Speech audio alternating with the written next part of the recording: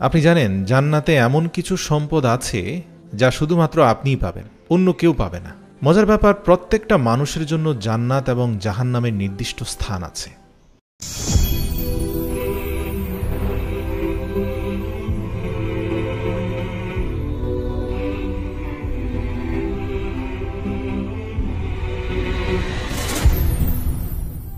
নবী করিম সাল্লাল্লাহু আলাইহি সাল্লাম বলেছেন, আপনি যখন আপনার কবরে যাবেন তখন আপনাকে কেবল জান্নাতে আপনার স্থানই দেখানো হবে না, বরং আপনাকে জাহান্নামের আগুনেও আপনার যে স্থানটি বরাদ্দ আছে সেটাও দেখানো হবে।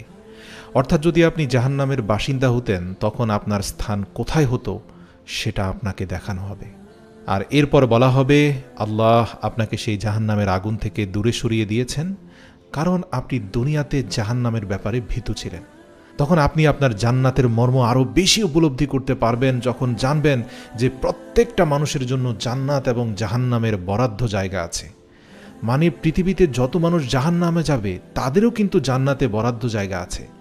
একইভাবে যারা জান্নাতে যাবে তাদের জন্য জাহান্নামে বরাদ্দ জায়গা আছে। আপনি মন থেকে শুকরিয়া আদায় করে বলবেন, আলহামদুলিল্লাহ, আমি জাহান্নামে যাইনি। দুর্ভাগ্যক্রমে এর বিপরীত ঘটনাটাও ঘটবে। যেসব লোকেরা জাহান্নামী হবে, কবরে জান্নাতে যেতে পারলে তাদেরকে যে স্থানটাতে নেওয়া হতো সেটা দেখানো হবে। বলা হবে, দেখো, এটি তোমার জান্নাতের বাগান হতে পারত, কিন্তু এর পরিবর্তে তুমি এখন প্রবেশ করতে চলেছ জাহান্নামের গর্তে।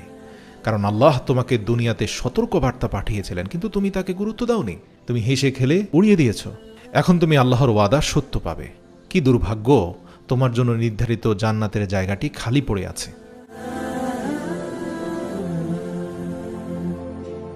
প্রিয় দর্শক, সুতরাং দুনিয়াতে এখনও বেঁচে থাকতে আমরা যারা এই হাদিসটা সম্পর্কে জানতে পারছি, আমাদের এখনও সুযোগ আছে। পরকালে আমরা যে শুধুমাত্র আমাদের আমল অনুযায়ী আমরা বিনিময় পাবো তাই নয়, বরং আমরা সেই সব লোকদের জান্নাতের সম্পত্তিও দাবি করতে পারবো যারা জান্নাতে যাওয়ার কথা ছিল কিন্তু শেষ পর্যন্ত তারা জান্নাতে যেতে পারেনি। এখন এর দ্বারা আসলে কি বোঝাচ্ছে? সুবহানাল্লাহ, এটি অত্যন্ত শক্তিশালী একটি বার্তা যা আমরা কোরআন এবং রাসূল সাল্লাল্লাহু আলাইহি ওয়াসাল্লামের হাদিস থেকে পাই।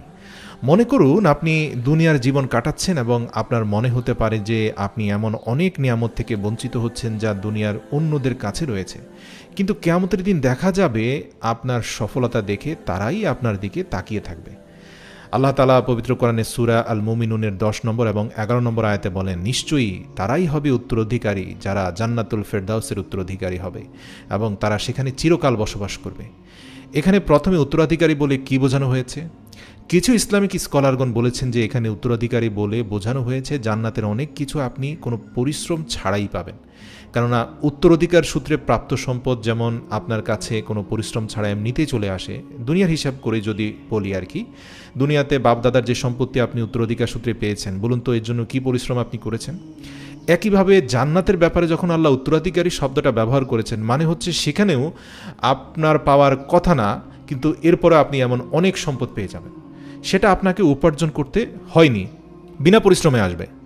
আবার কিছু স্কলারগণ বলেছেন, নবী করিম সাল্লাল্লাহু আলাইহি সাল্লাম এক হাদিসে বলেছেন, তোমাদের মধ্যে যে কেউ এই দুনিয়ায় বসবাস করবে সে একই সাথে দুটি অবস্থান লাভ করবে না, অর্থাৎ সে একই সাথে জান্নাতের ঘর এবং জাহান্নামের ঘর পাবে না।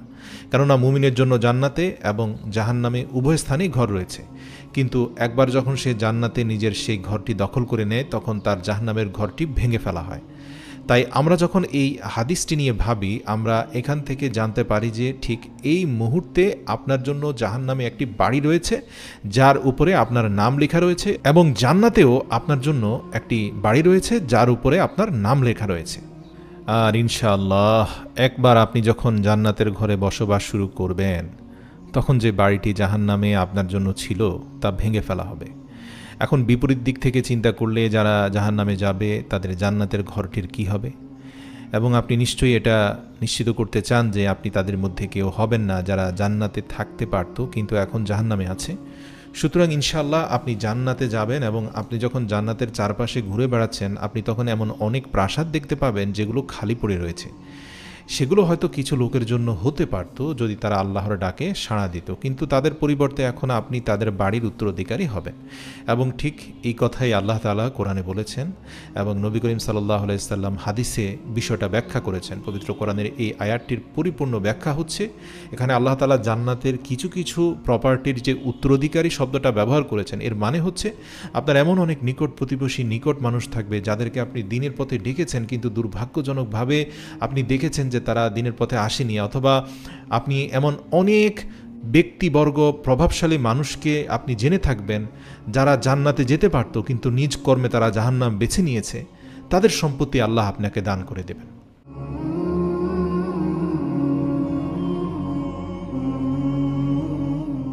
আর এটি সেই ত্যাগের পুরস্কার যখন আপনি এই দুনিয়ার জীবনে বসবাস করতেন এবং আপনি এমন অনেক কাজ থেকে বিরত থাকতেন যা অন্যরা করত বলে দুনিয়াতে অনেক সম্পদ পেয়ে গিয়েছিল। তখন অনেকে আপনাকে টিপ্পনি কেটে বলতো, দেখ ও একটু ডানবাম করে কত অর্থের মালিক হয়ে গেল, আর তুই সেই নীতি নিয়ে বসে আছিস, আজ পর্যন্ত তোকে দারিদ্রতা ছাড়ল না।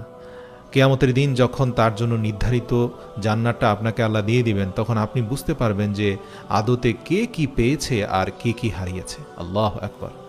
কাজেই কাফেরদের ধন সম্পদ এবং ভোগবিলাস দেখে যারা নিজেকে বঞ্চিত মনে করেন, আপনি জান্নাতে আপনার অংশ যখন লাভ করবেন এবং জান্নাতের আহ্বান প্রত্যাখ্যানকারীদের অংশ যখন লাভ করবেন, তাদের প্রাসাদগুলোতে যখন প্রবেশ করবেন, তাদের বাগানসমূহ এবং তাদের কাছে যা থাকতে পারত তার সবই যখন আপনি লাভ করবেন, তখন আপনি বুঝবেন আসল মালিককে আর আসল বুদ্ধিমানকে। সাইদ আল জুবাইর রাদিয়াল্লাহু তাআলা আনহু তিনি বলেছেন যে এটি কেবলমাত্র অবিশ্বাস এবং বিশ্বাসের বিষয় নয়। কল্পনা করুন যে জাহান্নামীরা কত রমজান মিস করেছে, তারা কত লাইলাতুল কদর মিস করেছে। কল্পনা করুন যে তারা কত সালাত মিস করেছে। তারা যদি ঈমান আনত তবে তারা তাদের জাকাতের জন্য কত সওয়াব পেত, যেসব এখন ঈমানদারদেরকে দেওয়া হবে যারা প্রকৃতপক্ষে সে আদেশগুলো মেনে চলেছে। আর আল্লাহ তাআলা পবিত্র কোরআনে সূরা যুখরুফ এর ৭২ নম্বর আয়াতে বলেন, এটা সেই জান্নাত তোমাদেরকে যার উত্তরাধিকারী করা হয়েছে তোমাদের ন্যাক আমলের কারণে। সুবহানাল্লাহ। যখন আমরা সেই জিনিসগুলো সম্পর্কে চিন্তা করি, আমাদের সেই সব ইচ্ছে সম্পর্কে চিন্তা করি যা আমরা দুনিয়াতে আল্লাহর সন্তুষ্টির জন্য বিসর্জন দিয়েছি এবং আমরা অনেক কিছু থেকে বঞ্চিত হয়েছি, আমি বলবো কোনো সমস্যা নেই, আমরা জান্নাতে তাদের সব সম্পদ গ্রহণ করব। লক্ষ্য করুন, এখানে আল্লাহ তাআলা বলেছেন তোমরা যে ন্যাক আমল করতে তার বিনিময়ে এখন তোমাদেরকে অন্যদের সম্পদের উত্তরাধিকার করে দেওয়া হয়েছে। আর স্কলারগণ এর ব্যাখ্যা স্পষ্ট করে দিয়েছেন যে কাদের সম্পদের উত্তরাধিকারী আপনাকে করে দেওয়া হবে। জাহান্নামী লোকদেরকে যখন বলা হবে তোমাদের কাছে কি কোনো নবী এবং রাসূল আগমন করেনি, তোমাদের কাছে কি আল্লাহ তাআলার আয়াত পৌঁছানোর জন্য কেউ যায়নি যাতে তুমি সাড়া দিতে পারতে? জান্নাতের লোকজনকে বলা হবে তোমার হাতে যে মদের গ্লাস আছে তার দিকে তাকাও, তুমি এখন যে প্রাসাদে বাস করছো তা কি দেখতে পাচ্ছ? তুমি যে বাগানে এখন হাঁটছো সেটার দিকে কি তাকিয়ে দেখছো? তুমি দুনিয়াতে যা করতে এই সবই তার বিনিময়। এর কারণ মূলত আল্লাহ সুবহানাহু ওয়া তাআলা যিনি আমাদের সৃষ্টি করেছেন তিনি জানেন যে আমাদের এটা অনুভব করা দরকার যে আমরা যা কিছু অর্জন করতে পেরেছি, আমাদের অনুভব করা উচিত যে আমরা আমাদের ন্যাক আমলের বিনিময়ে কিছু উপার্জন করতে পেরেছি। তাই যদিও আল্লাহর রহমত ব্যতীত আমরা কেউই জান্নাতে প্রবেশ করতে পারবো না, তবু আমরা যখন জান্নাতে প্রবেশ করব আমাদেরকে জান্নাতে প্রতিনিয়ত বলা হবে যে দুনিয়াতে তুমি যে আমল করতে তার জন্য এটি তোমার পুরস্কার।